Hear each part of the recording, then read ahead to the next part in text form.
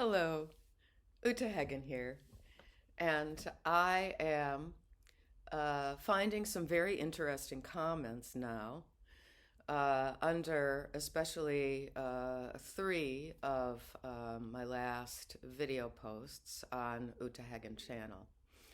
And of course, my interview with Excellensic regarding the topic of the fallacies of cross dressing, doing a behavioral analysis of the dopamine hits and the factors of rebellion and novelty in the fallacy of cross dressing. Because, of course, we need to stay grounded in our bodies, and whatever clothes we put on are just clothes. This Norwegian sweater doesn't make me a Viking. It doesn't take me back into time, into the Viking period. And actually, this kind of knitting is a more recent development. But and I didn't make it. It's machine knit, but it is from Norway.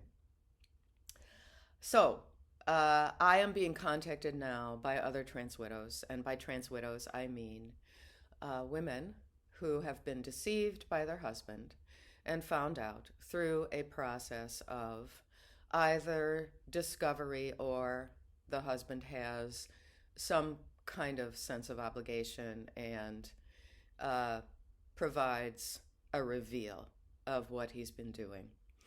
I find that the trans widows who are contacting me now, saying to me, "Thank you for doing this. I'm so glad I found your channel," are telling me that an addiction to porn is very much a part of how their husband went down this rabbit hole. In my husband's case, it was unresolved feelings about his father, feelings of actual hatred, because of his father's rather pronounced physical abuse of him by whipping him with a belt, as well as his father's really repellent personality. So the attachment there didn't happen. And my point is that the psychologists are not serving us well because they are not helping these guys to explore the past traumas and dysfunction in the family. And of course, a child is going to perceive, if the mother doesn't protect the child from the father's physical abuse, the child's perception, whether or not the mother had actual agency to prevent or stop this, the child's perception is going to be that the mother is also at fault. And I know that Neddy had a great deal of resentment towards his mother. And I even saw it back as recently as 10 years ago when he was actually very rude to his mother at our own son's wedding.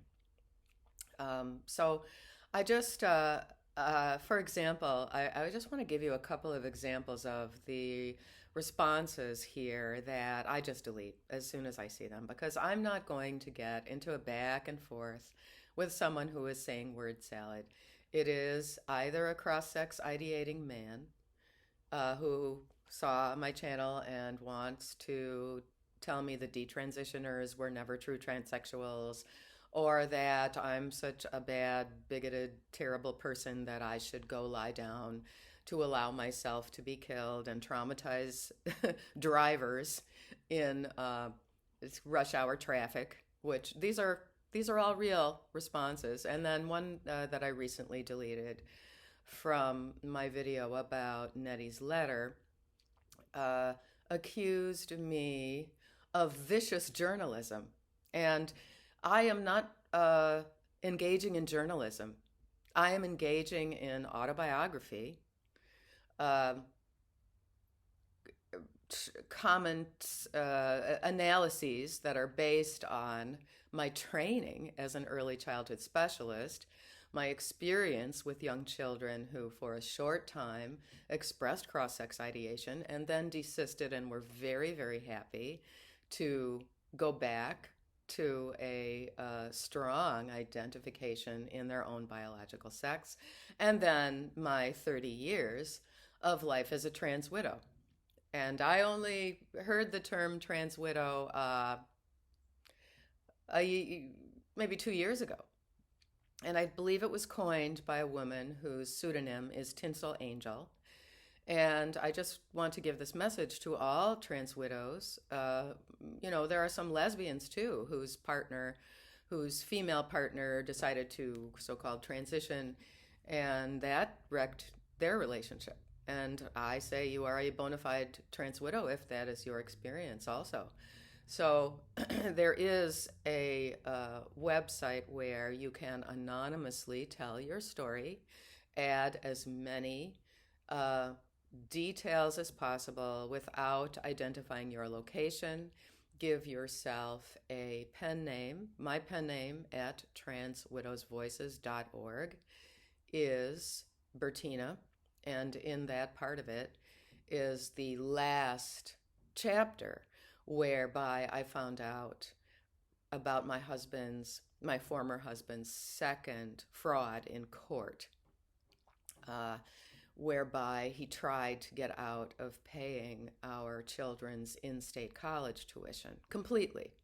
And he presented a mortgage payment documents as if he was in a 30-year mortgage like the rest of us normal people. But I figured out from the math that he was in a 6-year mortgage and he was going to be paying off an apartment that is now worth $3 million within about 4 or 5 years, because he was paying $3,000 a month in mortgage payments. And he tried to take advantage of the idea that people have that, oh,